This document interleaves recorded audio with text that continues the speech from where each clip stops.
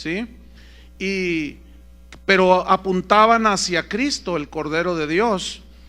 Y sobre de este asunto, de este punto, se han hecho muchas doctrinas erróneas sobre la sangre de Cristo, porque se alegoriza de una manera exagerada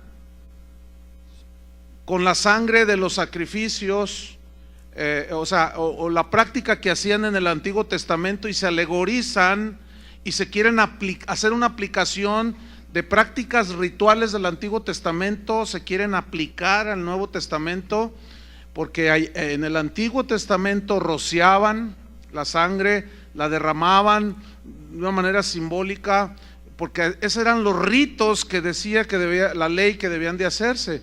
Pero todo eso era sombra de lo que había de venir, o sea, Jesucristo.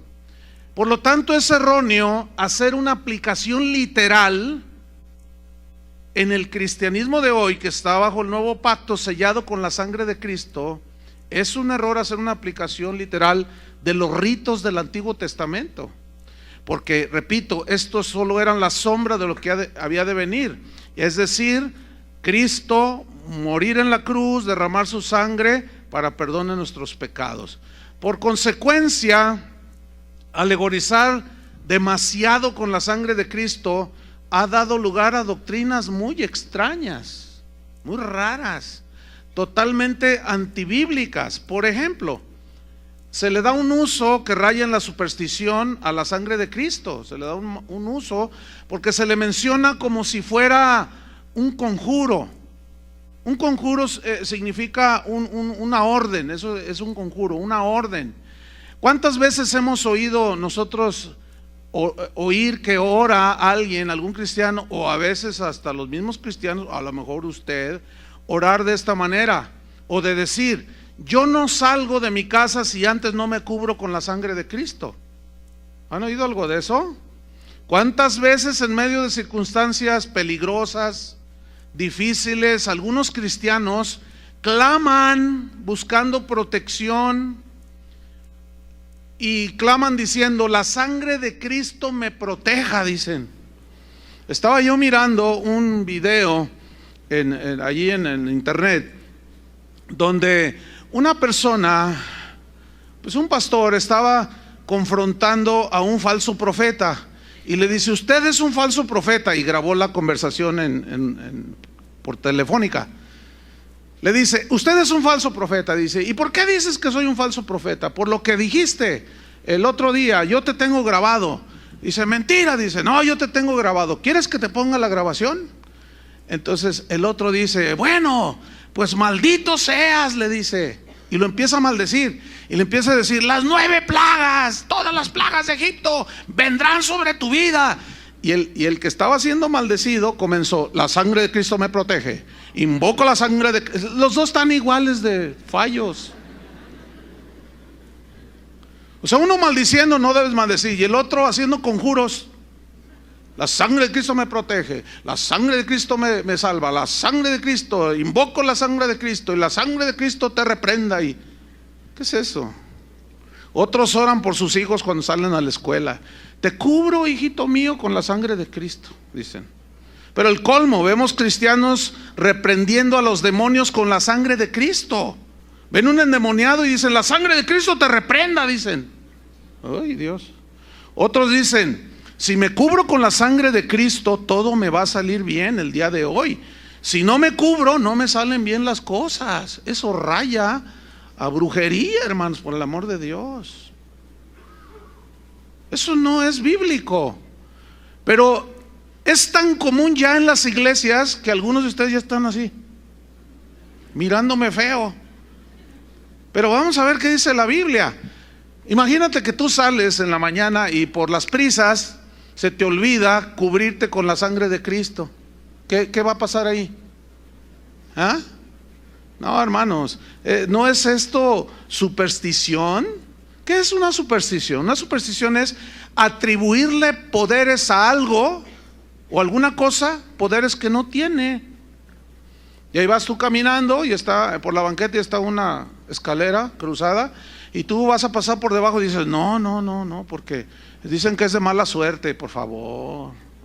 O se te atraviesa un gatito negro, dices, ¡ay, el diablo! ¿Quién sabe qué cosa dicen? Hermanos, eso es típico de gente supersticiosa, que no conoce la palabra de Dios, y desgraciadamente la superstición se ha anidado en la vida cotidiana de muchas iglesias, de muchos cristianos. ¿De dónde vienen todas estas prácticas? Pues vienen de la mala interpretación de la señal que pusieron los israelitas en los dinteles de las puertas, de las ventanas. ¿Se acuerdan? Vamos a verlo ahí en Éxodo 12, versículo 22. Éxodo 12, 22. De ahí lo toman, pero es erróneo, escúcheme bien, hacer una práctica literal de algo que era sombra, que apuntaba hacia la realidad que es Cristo. Éxodo 12, 22. Entonces se alegoriza y se usa la sangre de Cristo de múltiples maneras. Éxodo 12, 22. ¿Me dan más monitor, por favor? Un poquito. Dice así: y tomando un manojo de hisopo y mojadlo en la sangre que estará en un lebrillo, y untad el lindel y los 2 postes con la sangre que estará en el lebrillo, y ninguno de vosotros salga de las puertas de su casa hasta la mañana, porque Jehová pasará hiriendo a los egipcios, y cuando vea la sangre en el lindel y en los 2 postes, pasará Jehová aquella puerta y no dejará entrar al heridor en vuestras casas para herir. Ok, esa sangre que era untada previo sacrificio de animales inocentes, ¿a quién protegía? ¿A la casa o a los que estaban en la casa?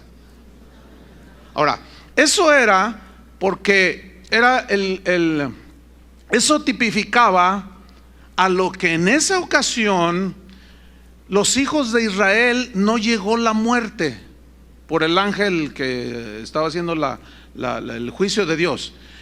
Pero eso tipifica, obviamente, el significado de esto era la protección de la muerte de los primogénitos, que apuntaba hacia la sangre de Cristo que nos liberaría de la muerte eterna en el infierno. Es decir, si usted está lavado con la sangre de Cristo, nada lo toca, porque ya está con el Señor, ya está limpiado, ya está justificado.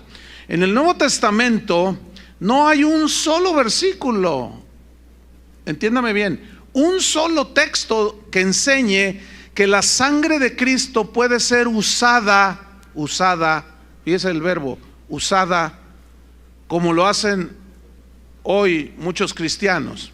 Nunca se ve en las Escrituras que la sangre de Cristo sea usada para protegernos del peligro. Me cubro con la sangre de Cristo, diciendo que me cubro del peligro, ¿verdad? La sangre me protege. Ni para reprender demonios, ni para orar por los enfermos, ni para cualquier otro propósito que no sea el perdón de nuestros pecados. No hay un solo versículo. Es decir, que usar la sangre del cordero de esa manera es darle una aplicación supersticiosa y que raya en la idolatría. ¿Por qué? Porque la Biblia no enseña nada al respecto. Repito, no hay un solo versículo que nos diga que invoquemos la sangre de Cristo, pero sí hay muchos versículos que hablan de que invoquemos el nombre del Señor. ¿Sí o no? Y también Jesús dijo: en mi nombre echarán fuera demonios, en mi nombre pondrán sobre los enfermos sus manos y sanarán. En mi nombre, todo lo que pidieres al Padre en mi nombre, cualquier cosa, sanidad, provisión, protección, bienaventuranza, lo que sea que tú desees pedir, no es invocando la sangre de Cristo, sino pidiendo al Padre en el nombre de Jesús. Eso es lo que la Biblia enseña, ¿sí o no? Ahora, aquí viene una pregunta. Si esto fuera bíblico, de invocar la sangre de Cristo y usarla para todo ese tipo de cosas, ¿por qué los apóstoles nunca lo hicieron? ¿Cuándo se ve a los apóstoles hacer semejantes declaraciones en las Escrituras? Nunca. Entonces, si esto fuera bíblico, ¿por qué los apóstoles hicieron semejante omisión? ¿Me expliqué? O sea, si fuera algo bíblico, ¿por qué los apóstoles omitieron? No hay un registro en la Biblia.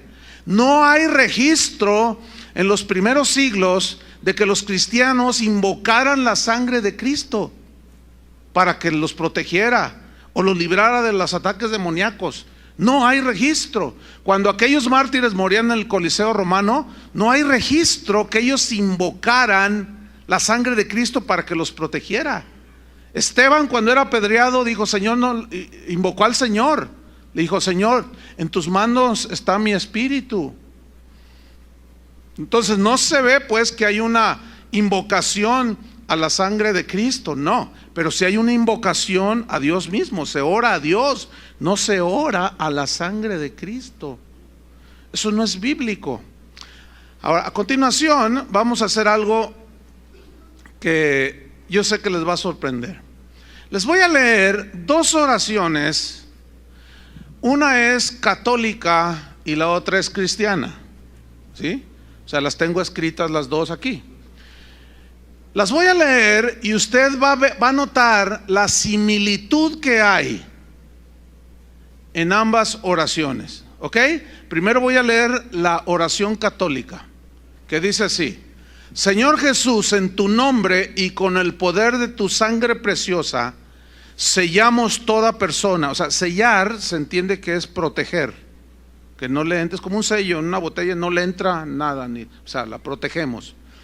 Dice, sellamos toda persona, hechos o acontecimientos a través de los cuales el enemigo nos quiera dañar. Con el poder de la sangre de Jesús sellamos toda potestad destructora en el aire, en la tierra, en el agua, en el fuego, debajo de la tierra, en las fuerzas satánicas de la naturaleza, en los abismos del infierno y en el mundo en el cual nos movemos hoy. Quedan selladas con el poder de la sangre de Jesús. Con el poder de la sangre de Jesús rompemos toda interferencia y acciones del maligno. Te pedimos, Jesús, que envíes a nuestros hogares y lugares de trabajo a la Santísima Virgen, acompañada de San Miguel, San Gabriel, San Rafael y toda su corte de santos ángeles. Con el poder de la sangre de Jesús sellamos los lugares en donde vamos a estar este día. Invocamos tu sangre para que queden selladas las personas, las empresas o instituciones con quienes vamos a tratar. Y luego trae un paréntesis: nombrar a cada una de ellas. O sea, algo así como, hoy voy a ir al SAMS, ¿entiende? Hoy voy al SAMS y yo, por la sangre de Cristo, protejo, sello todos los que trabajan en el SAMS, sello mi camino de aquí hasta el SAMS. Toda la de Mariano Otero la dejo sellada, la dejo guardada, protegida por la sangre de Cristo. Eso es lo que está diciendo ahí. Ok, sigo leyendo. Con el poder de la sangre de Jesús sellamos nuestro trabajo material, o sea, lo protegemos, y espiritual. Los negocios de toda nuestra familia los sellamos con la sangre de Cristo. Nuestros vehículos, las carreteras donde vamos, los aires, las vías y cualquier medio de transporte que habremos de utilizar, los sellamos con el poder de la sangre de Jesús. Sellamos nuestra casa y todos los que la habitan. Y luego trae un paréntesis: nombrar cada una de las personas. Entonces queda protegido por la sangre de Cristo Pepito, Pepita y Panchita. Ok. Las personas que el Señor envía a nuestra casa, también las protegemos con la sangre de Cristo, así como los alimentos y los bienes que Él generosamente nos envía para nuestro sustento. Con el poder de la sangre de Jesús sellamos nuestras tierras, sellamos las puertas de nuestra casa, las ventanas, todas las cosas que estén en nuestro hogar, las paredes, los pisos, aún el aire que respiramos. Y en fe colocamos un círculo de su sangre alrededor de toda nuestra familia. Con tu sangre preciosa sellamos nuestros actos, las mentes y los corazones también de todos los habitantes y dirigentes de nuestra nación, a fin de que tu paz y tu corazón al fin reinen en nuestro país. Esa es una oración católica a la sangre de Jesucristo. Ahora, bueno, ¿cuántos dicen amén a eso? Te digo. Ok. Ahora, les voy a leer una oración cristiana. ¿Sí? Y yo quiero que ustedes pongan mucha atención para que noten la similitud de una oración que hacen cristianos que van a las iglesias como esta. ¿Sí? Dice así: Señor Jesús, hoy quiero que selles mi vida personal junto con todas mis pertenencias. Utiliza la misma palabra sellar, que es proteger. ¿Sí? Protejo mi salvación con tu preciosa sangre. Protejo mis sentimientos para que todos mis afectos sean cubiertos y protegidos por tu sangre. Protejo con tu sangre mis inquietudes para estar seguro de alcanzar la respuesta a mis necesidades. Protejo mi corazón con la sangre de Cristo para que no entre ningún espíritu de rencor, de amargura, tristeza o de miedo. Yo protejo con tu sangre mi voluntad para que ésta esté presta siempre a hacer el bien. Protejo mi mente para que entren solo pensamientos que me permitan alcanzar el gozo, la paz y así poder vivir mejor.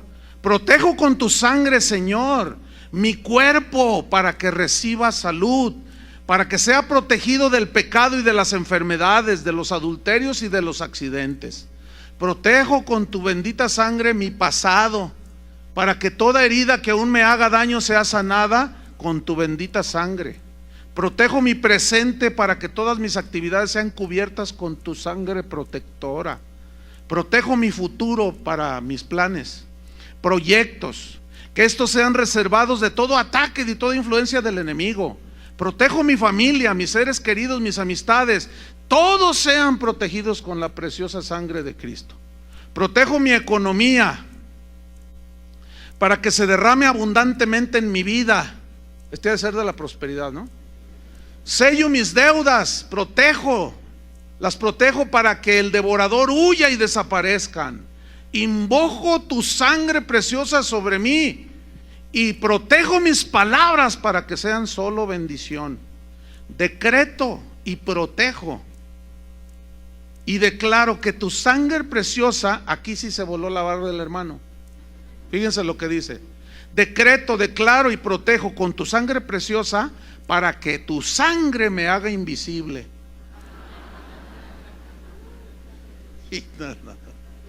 Increíble.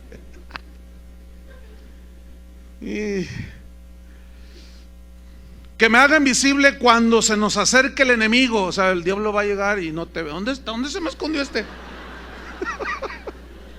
Increíble.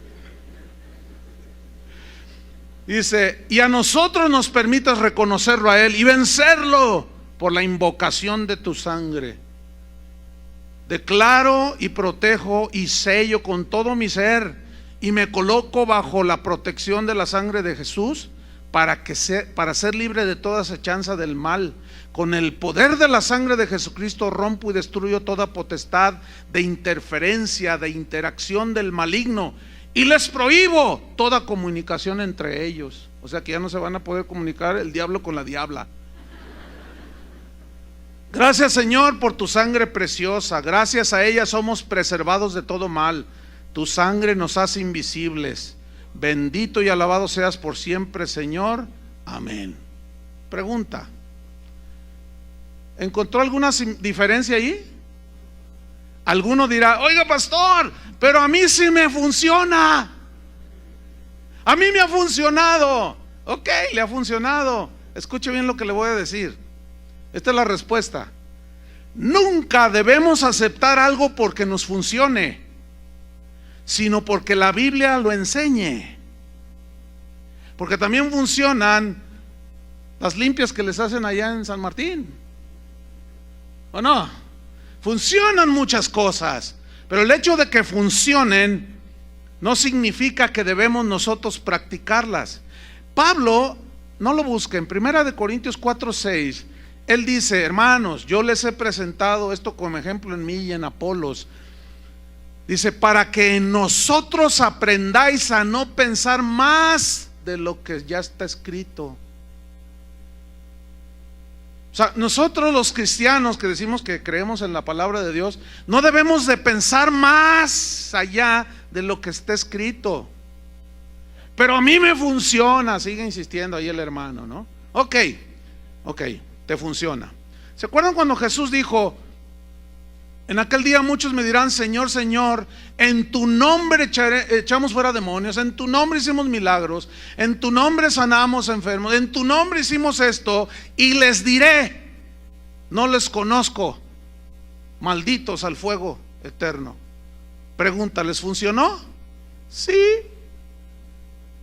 sí les funcionó. Pero ¿de qué les sirvió que les haya funcionado? Sí les funcionó, pero eso no garantiza absolutamente nada, aún en el nombre de Jesús. ¿Se acuerdan cuando los discípulos llegaron? Señor, los demonios se nos sujetan en tu nombre, hicimos esto y lo otro. Y Jesús rápido los pone en su lugar. Dice: no, tranquilos, no se emocionen tanto de que los demonios se les sujetan. Más bien, asegúrense si sus nombres están escritos en el libro de la vida. Déjeme leerle un testimonio que está debajo de la oración católica, porque esto lo tomé ahí de una página de internet.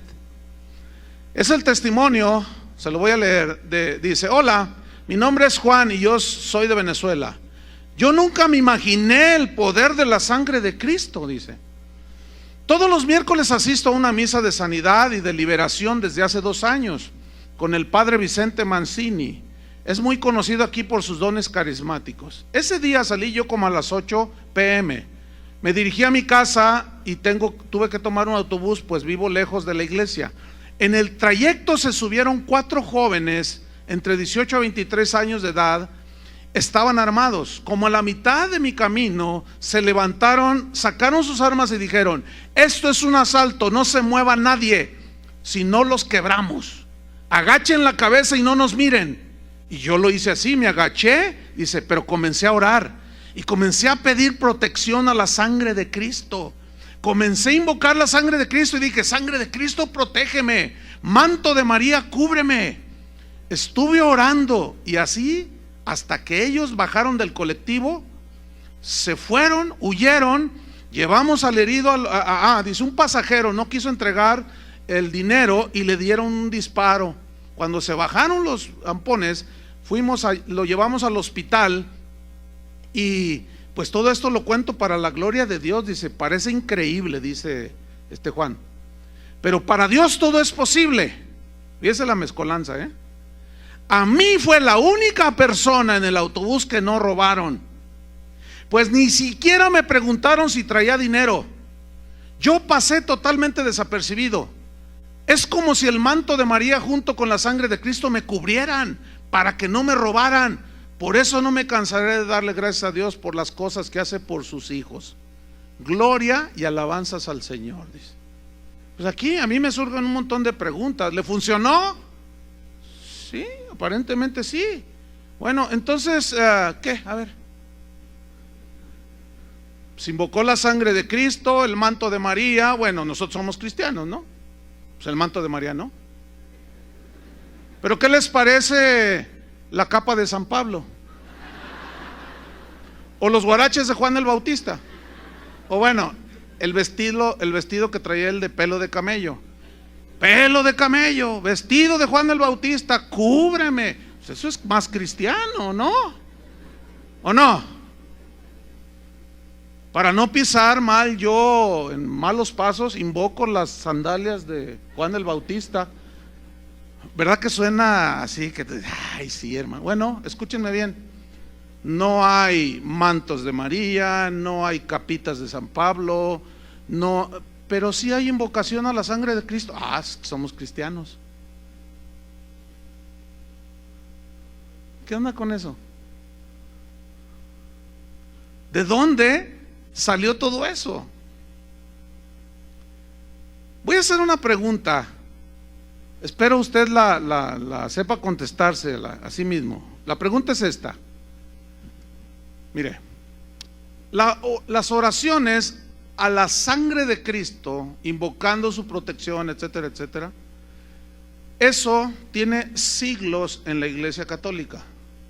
Los primeros 300 años de cristianismo, no hay registro de que los cristianos invocaran la sangre de Cristo, no lo hay. Ya del siglo IV en adelante, bueno, ya se empezó a invocar a María, el manto de María, la sangre de Cristo, y se empezó a torcer todo por ningún lado. Ok. La invocación a la sangre de Cristo en las iglesias cristianas no tiene muchos años, hermano. ¿Cuántos tienen 30 años de cristianos? Levanten su mano. Hay algunos aquí. Les pregunto, ¿habían escuchado en sus inicios de cristianos que se invocara de esa manera la sangre de Cristo? Unos dicen que no, otros dicen que sí. Bueno, vamos a darle el derecho de la duda, ¿no? Vamos a ponerle 50 años. Más de eso no existe registros dentro de las iglesias cristianas. Todo era en el nombre de Jesús en las iglesias cristianas. Ok, entonces, la pregunta es esta, en base a las dos oraciones que leímos. La pregunta es esta: ¿quién enseñó a quién? A ver, otra vez, porque ya lo expliqué, no puedo decirlo de nuevo. ¿Quién enseñó a quién a orar así?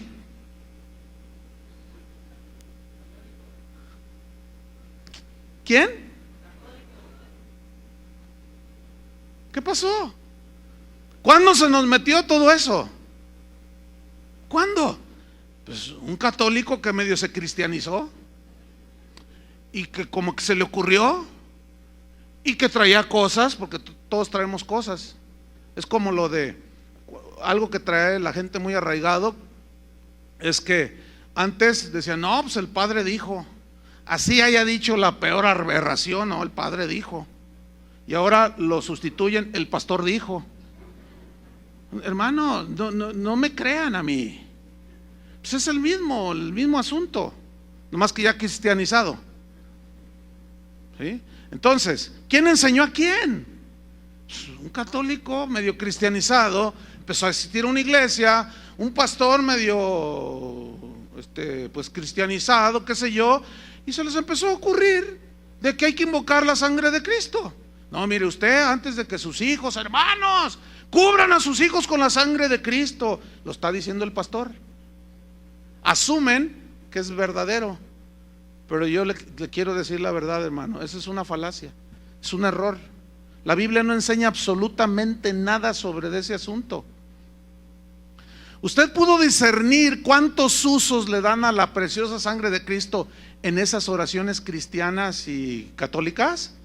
Nosotros, los cristianos, se nos ha acusado, y con justa razón, de que nosotros somos juzgamos muy drásticamente a los católicos, los tachamos de ignorantes, criticamos, nos burlamos de todas sus prácticas babilónicas que tienen, de todo su paganismo que tienen ahí metido en todas sus prácticas, y les decimos, ay sí, ¿a poco el pan, la hostia se convierte en el cuerpo literal de Cristo? No, hombre, piénsale poquito. Entonces tú le explicas y el otro dice, ay, de veras, ¿verdad? No, hombre, no seas ignorante, idólatra.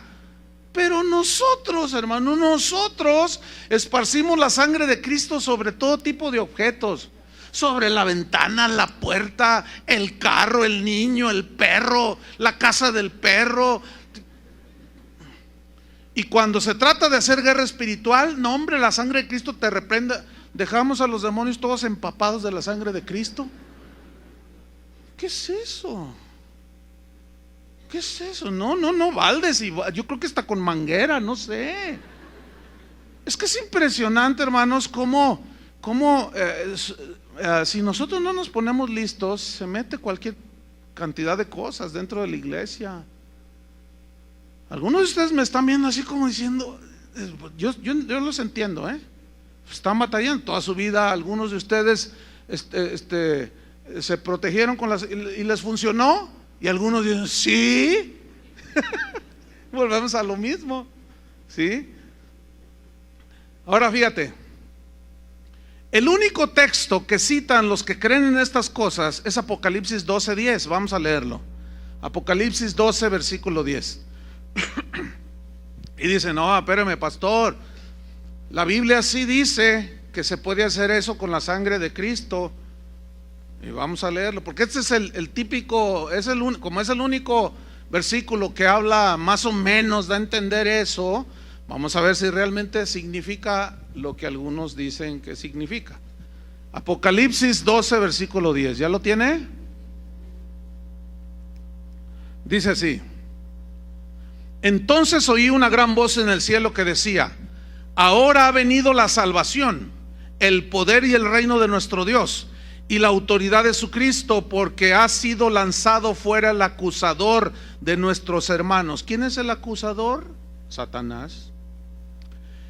Dice: el que los acusaba delante de nuestro Dios día y noche, y ellos le han vencido por medio de la sangre del Cordero y de la palabra del testimonio de ellos. E interpretan, ellos han vencido por medio de la sangre del Cordero, como que la sangre del Cordero los protegió, o sea, la reprendieron, como que usaron la sangre de Cristo, y parece como que dice eso, ¿verdad? Pero escuchen bien, este mismo versículo, Apocalipsis 12:11, se los voy a leer en una versión que se llama Biblia en lenguaje sencillo, la cual traduce mucho más entendible. Dice: la muerte del Cordero y el mensaje anunciado han sido la derrota de Satanás. ¿Qué hizo Cristo en la cruz del Calvario? Derrotó a Satanás, ¿sí o no? Triunfando sobre todos los principados, las potestades, sobre ellos en la cruz, dice ahí en Colosenses. Ahora, la frase ellos le han vencido por medio de la sangre, la palabra por significa en el griego a causa de. Y aquí, ¿cuál fue la causa? El derramamiento de la sangre del Cordero. A causa de la sangre del Cordero. Ahora, ¿qué fue lo que hizo la sangre del Cordero cuando te arrepentiste de tus pecados? Te limpió tus pecados, ¿no es cierto? Borró tus pecados. Entonces, pongan atención, si la sangre de Cristo no hubiese sido derramada en esa cruz, las acusaciones de Satanás de que somos pecadores ante Dios hubieran tenido efecto. La sangre de Cristo en nosotros los creyentes, los que hemos sido lavados con su sangre, anula las acusaciones de Satanás que dice de nosotros, las anula delante de Dios. ¿Por qué? Porque nuestros pecados han sido perdonados y borrados por toda la eternidad. Y por eso dice, y ellos le han vencido por medio de la sangre del Cordero. La frase la sangre del Cordero equivale, es un sinónimo del sacrificio de Cristo en la cruz.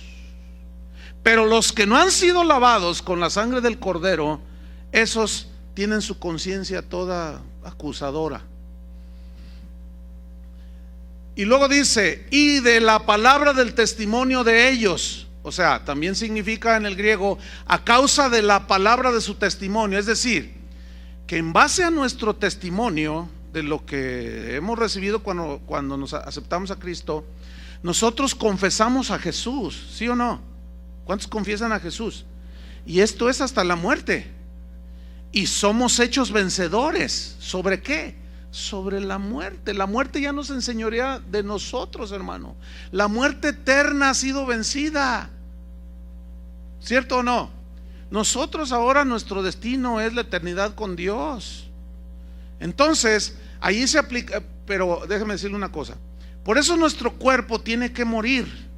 Porque nuestro cuerpo físico tiene que morir para ser resucitado, para que tenga la misma glorificación que tenía el cuerpo de Cristo. Es otra naturaleza, ¿sí? Ya del cuerpo resucitado, glorificado. Entonces, ahí es donde Pablo dice a los corintios, que le dice de una manera alegórica a la muerte: oh muerte, ¿dónde está tu aguijón? Oh sepulcro, ¿dónde está tu victoria? Y Pablo dice: Nada nos separará del amor de Cristo, ni tribulación, ni angustia, ni persecución, ni la muerte, ni la vida, ni ángeles, ni principados, ni potestad. Antes en todas estas cosas, ¿qué somos? Más que vencedores por medio de aquel que nos amó. ¿Cómo demostró su amor? Muriendo por nosotros. Eso significa, hermanos, le han vencido por la sangre del Cordero. No hay ningún forzamiento al texto, todo encuadra perfectamente con el contexto general de las Escrituras respecto al sacrificio de Cristo. Déjenme hacerle una paráfrasis de este versículo de Apocalipsis. Ellos le han vencido por medio de la muerte de Cristo en la cruz, o sea, el acusador, porque sus pecados han sido lavados por esa sangre que Cristo derramó. Y Satanás, por lo tanto, no puede acusarlos ni dañarlos, puesto que estos han saldado su deuda con Dios. ¿Entendieron? Pero entonces viene otra pregunta aquí. ¿Qué significado tiene entonces la sangre de Cristo? Bueno, escúcheme bien. La sangre de Cristo, ponga atención, no fue derramada para ser usada. No, la sangre de Jesús fue derramada con propósitos. O sea, ¿para qué fue derramada? Para esto, no para ser usada con protejo mi casa. Sangre de Cristo, cubro con la sangre de mi carro nuevo, pues es del año, hay que cubrirlo, ese es mi seguro, ¿verdad? No me pasará. No. La sangre de Cristo no es para ser usada de ninguna manera. No. La sangre de Cristo fue derramada para cumplir propósitos. La sangre de Cristo siempre en la Biblia, siempre, digan todos siempre. Siempre, escuchen bien esto. Siempre. La sangre de Cristo está vinculada a su sacrificio. No hay otra manera. Para haberse dado el hecho de que Cristo derramara su sangre, tuvo que haber sacrificio. O sea, no se puede desligar. Sacrificio, derramamiento de sangre. Por lo tanto, sacrificio y derramamiento de sangre cumplen los propósitos para los cuales fue derramada, que son, entre otros, redención, salvación, reconciliación con Dios, purificación, limpieza de nuestra conciencia, limpieza de nuestros pecados. Vamos a ver algunos ejemplos en la Biblia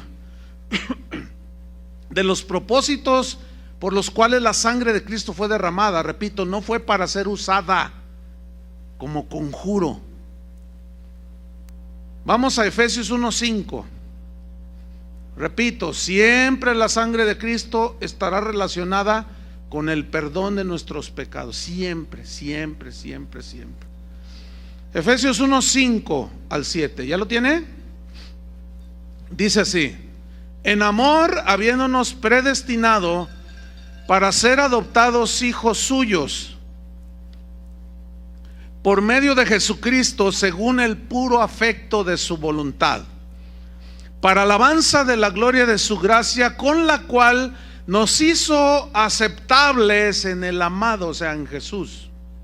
Versículo 7: en quien tenemos redención por su sangre, el perdón de pecados según las riquezas de su gracia. ¿Qué versículo?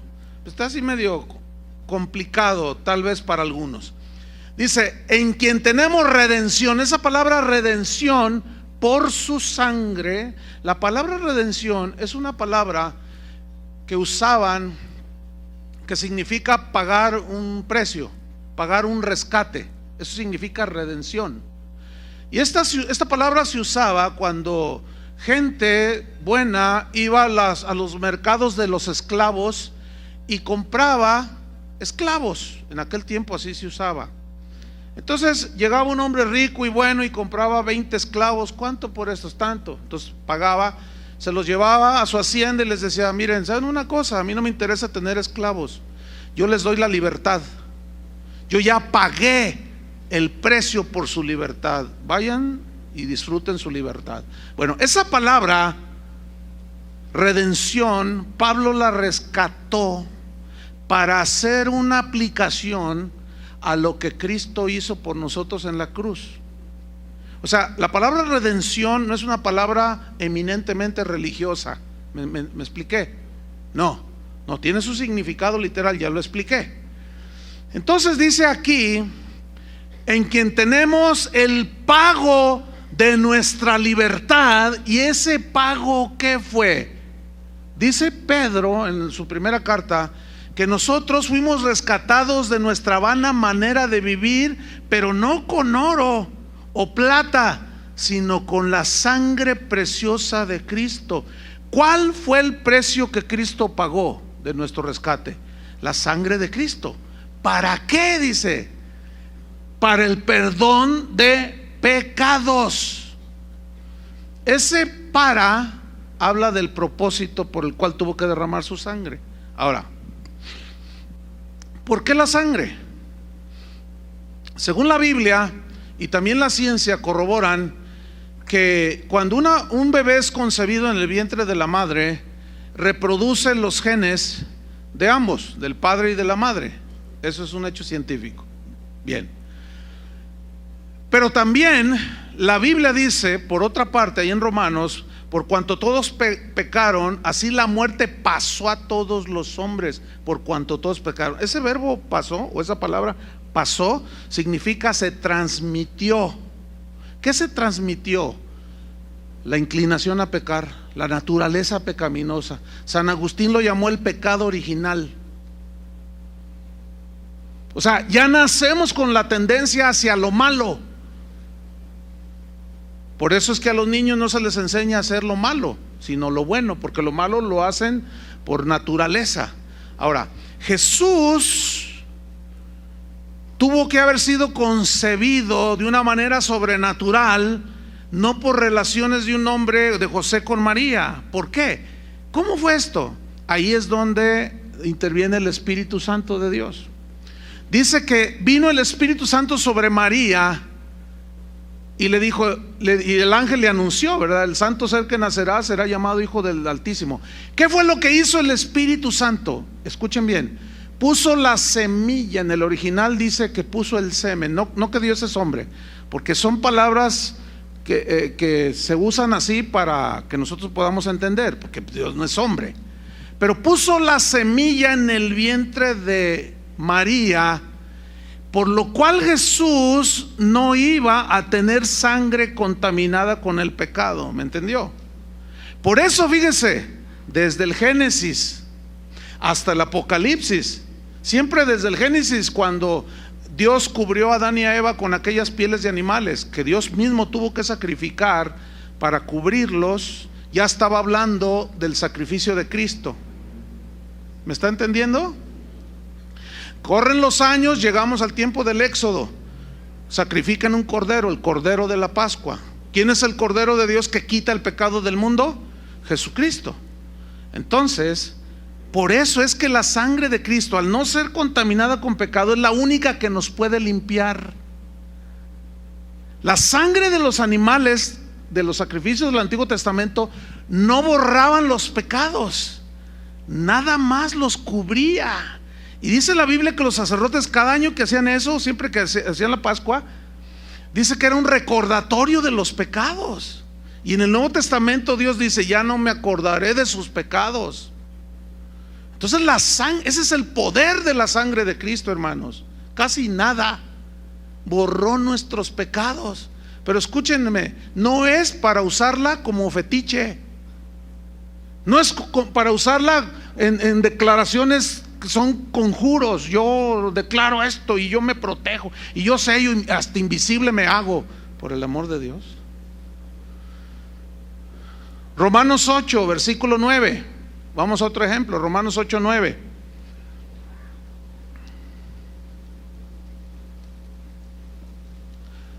Dice así. Acuérdense que estamos viendo el punto de que siempre que la Biblia habla sobre la sangre de Cristo, siempre va en relación con el perdón de nuestros pecados. Siempre. No hay otra mención de nada en la Biblia. Ok, Romanos 5, 8. Mas Dios muestra su amor para con nosotros en que siendo aún pecadores, Cristo murió por nosotros. ¿Cuántos le dan gracias por eso? ¿De verdad? Yo sí le doy gracias con todo mi corazón. Versículo 9.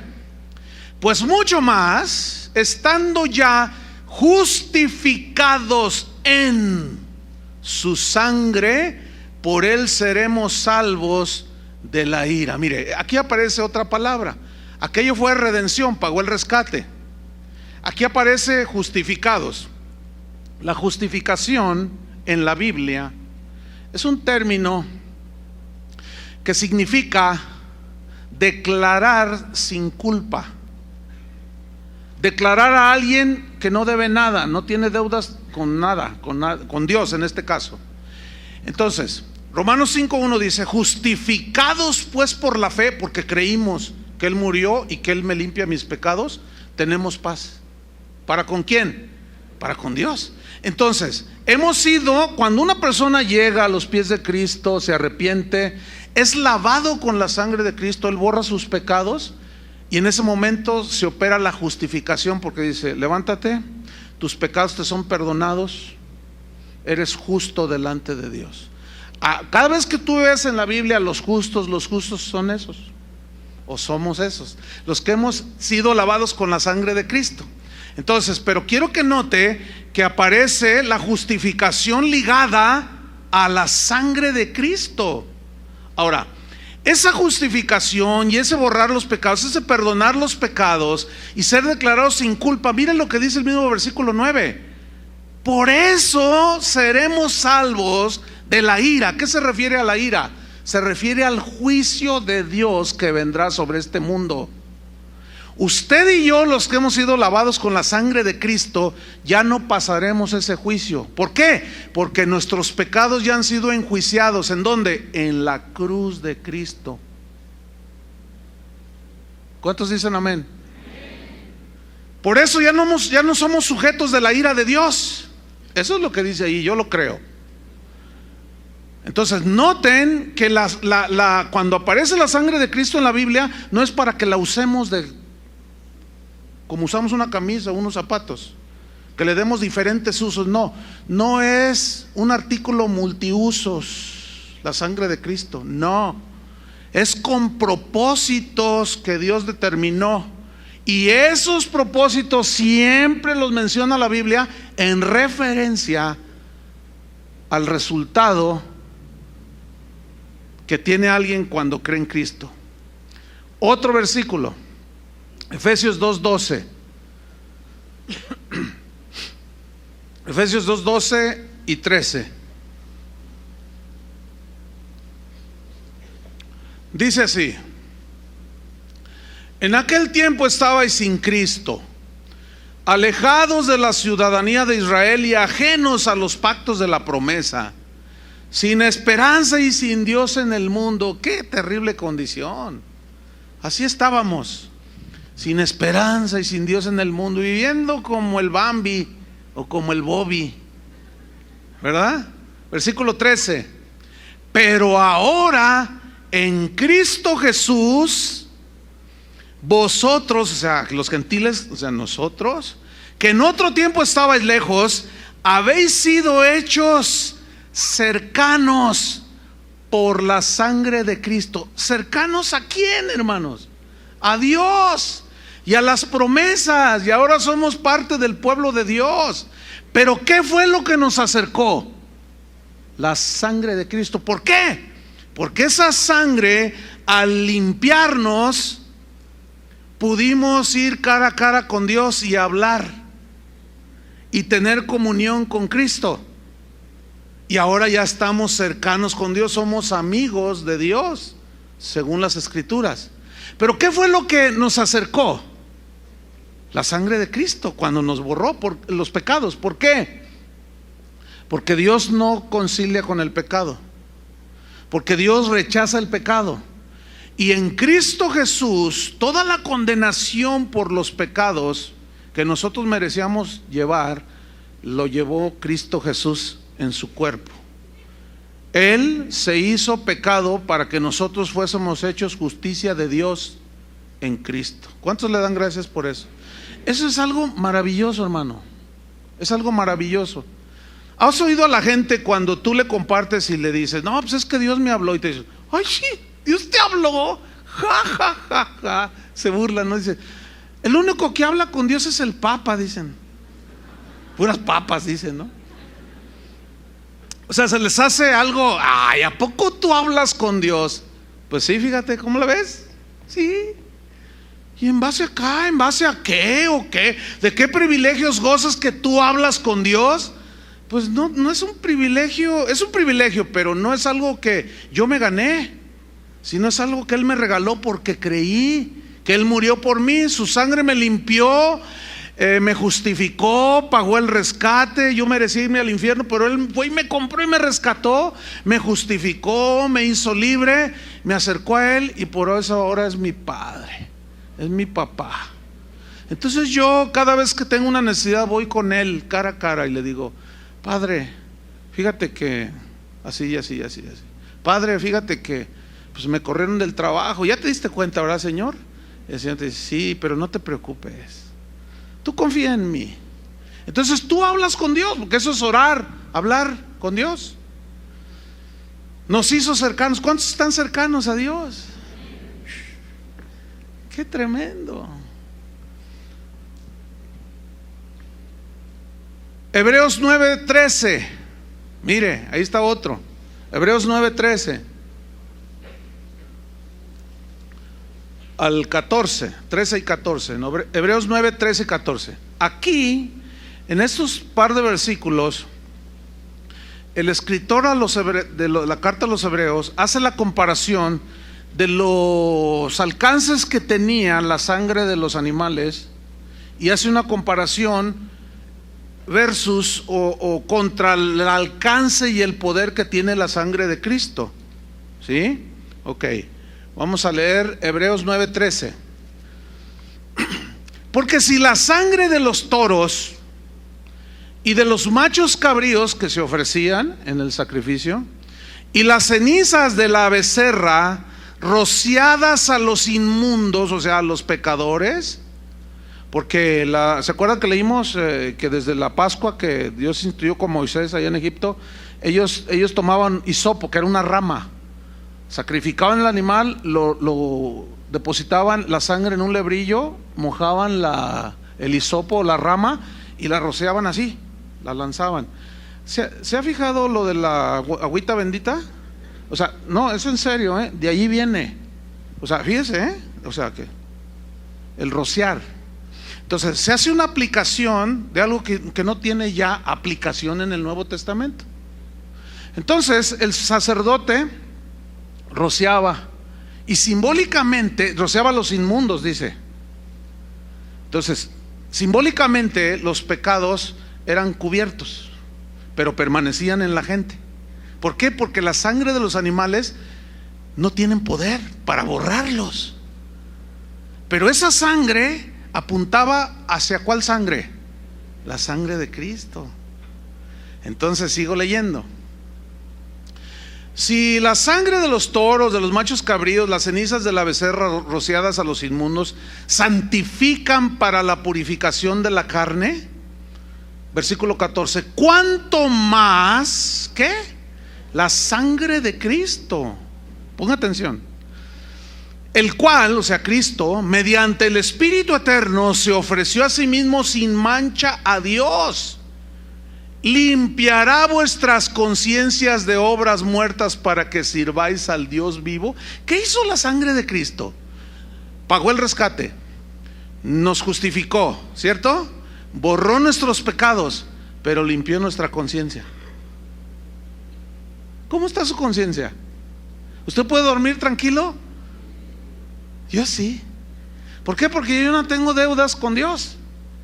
Ahora, bueno, no quiero tocar este punto hasta el siguiente versículo, para no adelantarme un poco.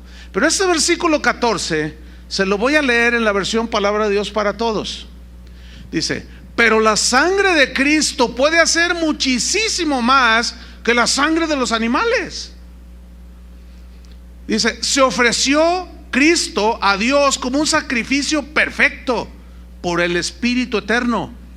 Su sangre purifica nuestra conciencia del mal que hicimos, para que de esta manera podamos ahora servir al Dios vivo. ¿Lo entendieron? O sea, la sangre de Cristo nos libera ya, después de haber borrado nuestros pecados, de la culpabilidad. ¿Saben que los psicólogos, algunos me dicen, tú duro con los psicólogos? Bueno, lo que pasa es que los psicólogos tienen unas aseveraciones totalmente antibíblicas, como yo lo he demostrado. Algunos dicen, hay un mal que aqueja a la humanidad, dicen los psicólogos, y es ese sentido de culpabilidad que tienen. Dice, pero no hagan caso, ese es un mal que todos tenemos. Por lo tanto, no haga caso de la culpabilidad. Viva la vida. Y la gente sigue culpable. ¿Por qué? Porque su conciencia lo acusa. Entonces va el psicólogo o la persona que necesita el consejo del psicólogo, porque se metió con la secretaria. Entonces el matrimonio ya anda trastabillando, los hijos ya no le quieren saludar al papá, entonces ya anda todo confuso, el negocio se le empieza a venir abajo y va a parar al psicólogo. Entonces, es que fíjese que hice algo que no debí de haber hecho. No te preocupes, compadre, eso a cualquiera le pasa. Mira, para que te olvides de eso, lánzate unas vacacioncitas a Puerto Vallarta. ¿Qué están haciendo? Tratando de evadir la culpabilidad que sienten las personas. Por eso dicen, tú no eres culpable. Las circunstancias, tu papá, tu tío, tu primo y hasta el perro, todos son culpables menos tú. Pero eso ya lo debatimos hace un par de reuniones. Y precisamente la obsesión de los psicólogos porque la gente no sienta culpabilidad confirma que el ser humano se siente culpable por sus pecados. Pero esa culpabilidad, esa condenación se va. ¿Cuándo, mis estimados oyentes?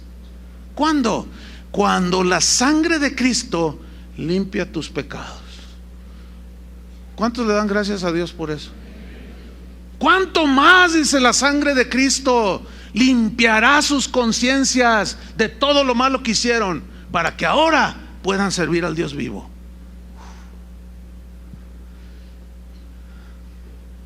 Primera de Juan 1:6. Primera de Juan 1:6. Dice así: si decimos que tenemos comunión con Él, ¿cuántos tienen comunión con Él? Muy bien, felicidades, gloria a Dios. Pero mira lo que dice: y andamos en tinieblas, o sea, andamos en pecados no confesados. Si decimos que tenemos comunión con Él y andamos en tinieblas, mentimos y no practicamos la verdad. Pero si andamos en luz, andar en luz es andar en santidad, en integridad delante de Dios, en obediencia. Si andamos en luz como Él está en luz, Él está en santidad. Estas son expresiones para que nosotros, simbólicas para entender nada más, que nos ilustran. Si andamos en luz como Él está en luz, mire, tenemos comunión unos con otros. Ponga atención a lo que voy a enseñar aquí a continuación. Cuando un cristiano nacido de nuevo, justificado, rescatado, redimido, peca, se corta la comunión con Dios. ¿Sí? Entonces, mientras no confieses ese pecado al Señor, te arrepientas y lo confieses, su sangre no te limpia. Te quedas en tu pecado. Pero ese pecado no confesado te hace andar en tinieblas. Entonces es cuando el cristiano cae en el engaño y se empieza a alejar. Ya de Dios no tiene comunión porque se cortó por el pecado, pero deja de juntarse con los hermanos, deja de asistir a la congregación. ¿Por qué? Porque anda en tinieblas, ¿entiende? Cuando tú veas que alguien se aparta, ya no viene, no lee su Biblia, no ora, y te lo encuentras por allí, oye, ¿qué pasó? No te viste. Lo que pasa es que allí todos, y empiezan a soltar todo el veneno. Ese tiene la comunión cortada con Dios. Por eso no puede tener comunión con un cristiano que camina bien con Dios. Porque ¿cómo va a tenerla? No la puede tener con Dios, tampoco con el hermano, porque la vida recta de este hermano, yo no lo puedo saludar, no puedo tener comunión así oye, ven, te invito a mi casa a comer. No puedo tenerla porque su vida justa y limpia y en santidad que está viviendo me recrimina mi conciencia. ¿Me expliqué? Entonces dice, tenemos comunión unos con otros. O sea, tú caminas en santidad, en rectitud, y mira lo que hace la sangre de Cristo. Y la sangre de Jesucristo, su Hijo, ¿qué? Nos limpia de todo pecado. O sea, para que tú vuelvas a tener comunión con el Padre y comunión con la iglesia, con los cristianos, ¿qué tienes que hacer? ¿Qué tenemos que hacer cuando pecamos? Confesar nuestros pecados. Y esa sangre, ¿qué hace? Nos limpia de todo pecado. Ese es el poder que tiene la sangre de Cristo. Por último, mire, Hebreos 10:17. Ese por último, es que todavía me quedan 15 minutos. Hebreos 10:17 dice así. Aquí está otro versículo. Acuérdense que estamos viendo que cada vez que aparece la frase la sangre de Cristo es en relación con nuestros pecados y a lo que el resultado de haber creído, justificación, redención, etcétera. Hebreos 10:17. ¿Ya lo tiene? Dice así, y añade, está hablando Dios aquí, y nunca más me acordaré de sus pecados y transgresiones. ¿Qué quiere decir nunca más? Eso, nunca más, dice Dios, me voy a acordar de tus pecados y de tus transgresiones. Versículo 18, pues donde hay remisión de estos, o sea, donde hay perdón por la sangre de Cristo, dice, no hay más ofrenda por el pecado. Pero yo quiero enfatizar aquí, nunca más me acordaré de tus pecados y de tus transgresiones. Si Dios no se acuerda, ¿por qué Él tiene el poder como de borrarlo de su mente? Porque Él es Dios. ¿Por qué lo deja en nuestra memoria? Para que no nos olvidemos de dónde nos sacó el Señor. Por eso Dios lo dejó aquí. Yo me acuerdo de lo que hice antes de ser cristiano, pero mi conciencia ya no me acusa, porque ya fue limpiado, ya fui lavado con la sangre de Cristo. Pero aquí está, para que no se nos olvide que no es por mi justicia que fui perdonado ni lavado, sino por su misericordia, por su gracia. Entonces, si Él no se acuerda, escúcheme bien, hermanos, hay un error muy común que cometen algunos cristianos, y es este. Tú pues caminas con el Señor y empiezas a portarte ya de una manera sincera, clara, transparente. Entonces tienes que crecer en inteligencia y en sabiduría. Y yo les recomiendo el mensaje del jueves, que hablé sobre la parábola de los dos deudores. Por favor, escuchen ese mensaje. Necesitan oírlo. No todos vienen los jueves. Bueno, el error que se comete es el siguiente. Tú ya eres perdonado.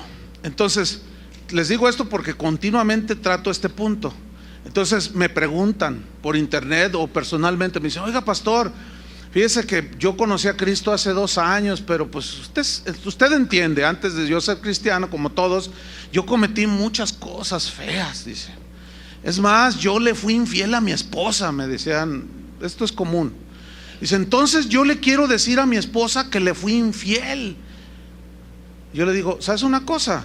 ¿Por qué traes a la memoria algo que ya el Señor borró? No, pero yo quiero ser sincero. Ok, fíjate bien lo que te voy a decir. Tú trae a la memoria aquello que fue borrado y vas a ver las broncas que te metes con tu esposa. ¿Eso es esconderle algo? No. No, porque Dios ya lo borró. Traten de entender qué significa ya lo borró. Ya ni Él se acuerda. Y tú lo traes a la memoria a una persona que tiene una naturaleza dada a la amargura, al enojo, a la ira, al rencor. Y tú le dices, oye amorcito, pues no era lo que yo pensaba. Tú pensaste que yo era. Fíjate que pues te engañé con Bartola. con Panchita y con Gonzalita Gutiérrez. ¿Qué? Con ellas tres. Soy sincero para que sepas. ¿Vieran cuántos problemas de esos he tratado? Porque luego los andan dejando, los andan abandonando. ¿Todo por qué? Porque trajeron a la memoria algo que Dios ya borró. Ahora, si eventualmente después de que son cristianos sale por ahí algo, este es otro asunto. Esas son las consecuencias de nuestros pecados, que fueron borrados y perdonados, pero hay que enfrentar las consecuencias. Pero no andarle diciendo a todo el mundo: ¿quién fuiste tú? Ay, yo fui bien malo. Imagínate, tú aquí conoces a un hermano. Entonces le digo: fíjate, hermano, que me quedé sin trabajo. Yo tengo una empresa. ¿Qué sabes hacer? No, pues esto, justo lo que necesito. Te doy el trabajo, te voy a dar un buen puesto, te voy a dar un buen sueldo. Y gracias, Padre, gracias, Señor. Pues gracias, hermano. Entonces pues ya te cae en gracia y todo. Entonces tú dices: mire, yo me quiero sincerar con usted, le voy a contar mi testimonio. Fíjense que yo en todas las empresas que trabajé era bien tranza. Yo fraudé, a todas me las fraudé. A una le robé 1 millón, a otra medio millón. Nunca se han dado cuenta porque soy re bueno. Pero me di cuenta que Dios sabía. Entonces, fíjese, ese es mi tremendo testimonio. Y el otro ya te empieza a ver, dice: ay, Dios, ya la regaste, hermano. ¿Qué tienes que andar contando tu testirollo? Por eso todo eso de que mañana vas a dar el testimonio, quién sabe qué, olvídate. ¿Para qué traer a la memoria las cosas pasadas? Simplemente, como decía Pablo, yo fui un perseguidor de la iglesia, fui el peor de los pecadores. Ya, ahí muere, yo me extiendo a la meta. Ya todo lo demás lo tengo por atrás. Ya ahora me extiendo a la meta. Dejen ya todo atrás, hermanos.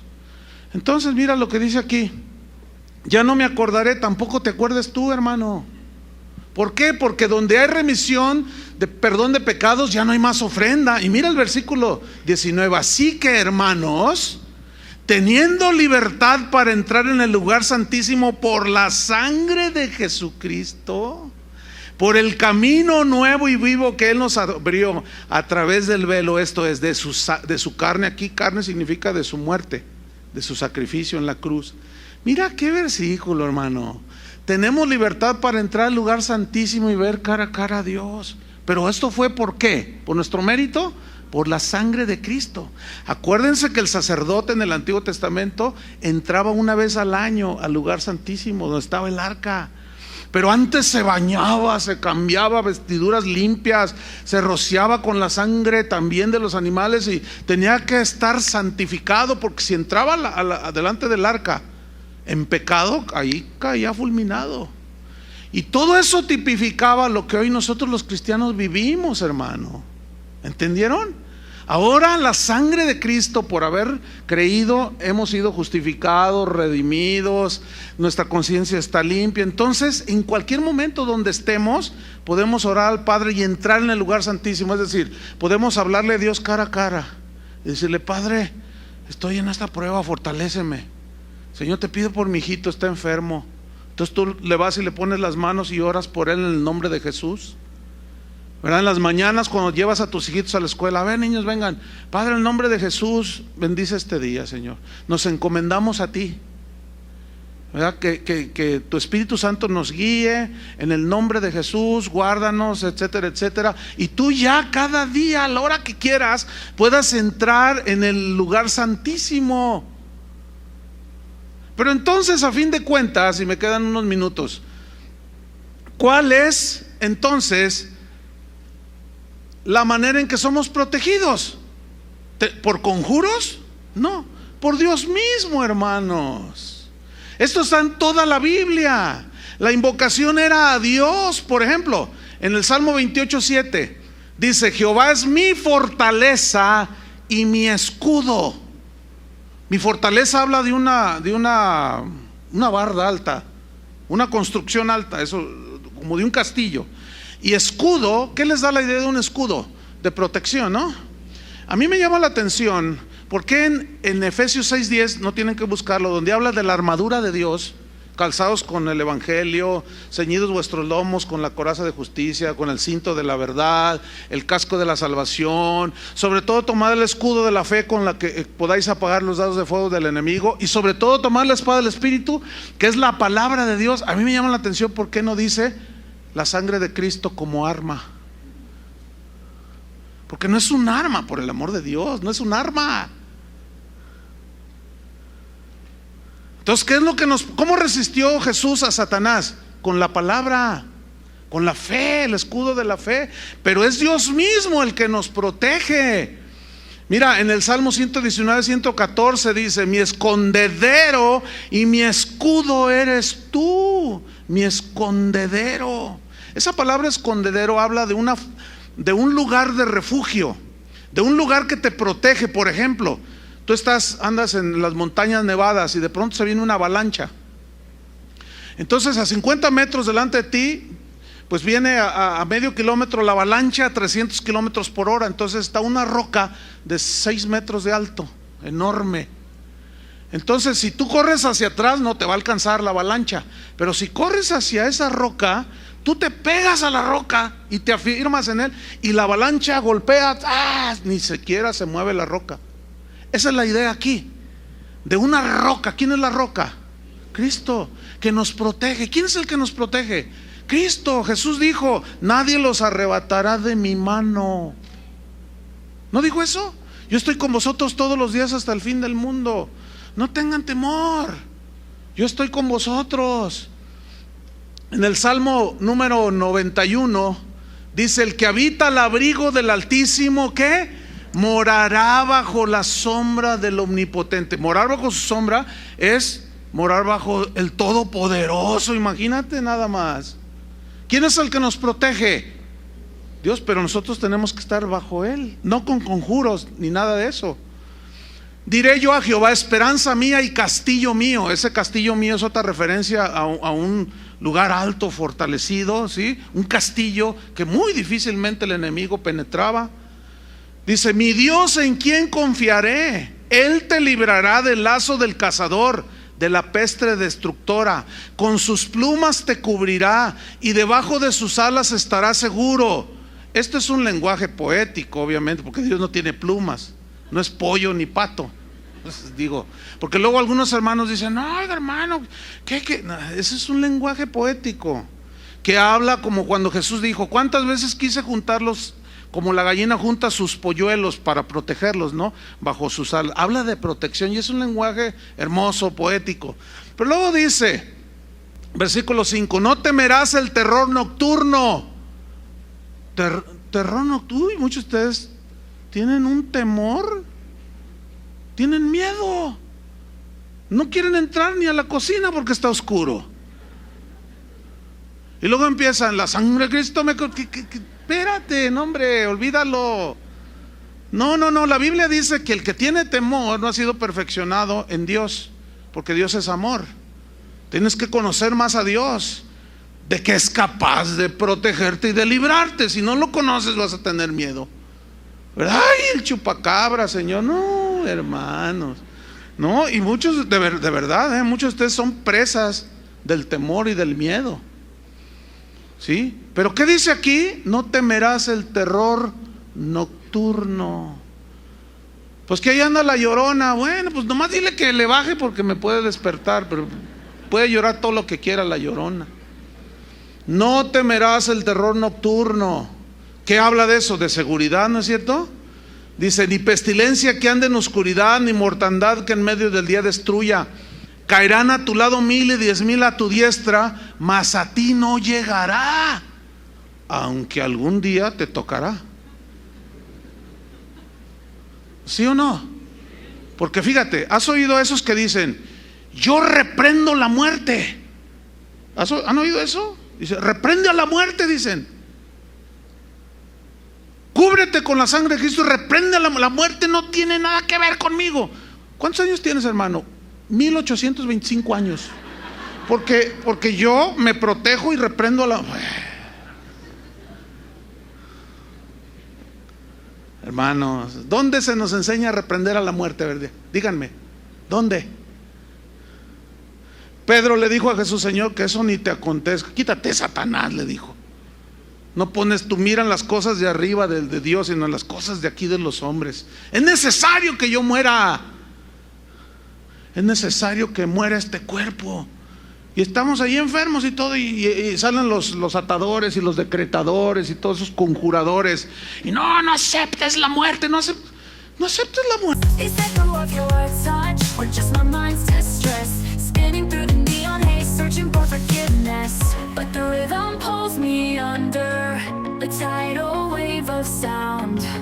Washing away the heartache, I'm finally unbound. Lost in the electric currents, a symphony of light. Tonight I'm dancing with the shadows, and it feels so right.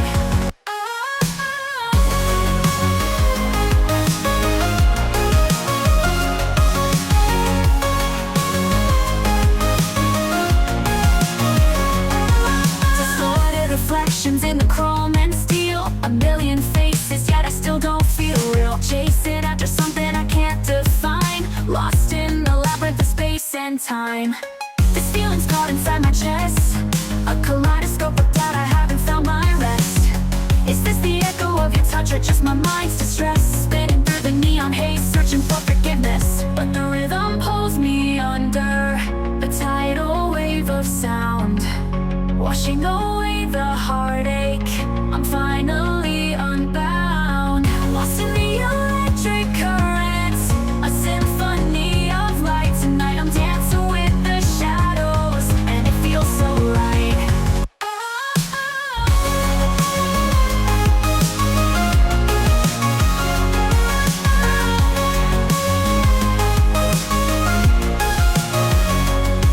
Fading in and out of focus, reality unwinds, surrendering to the rhythm, leaving the past behind. No more tears to stain my face, just a neon glow. In this electric sanctuary, finally let go.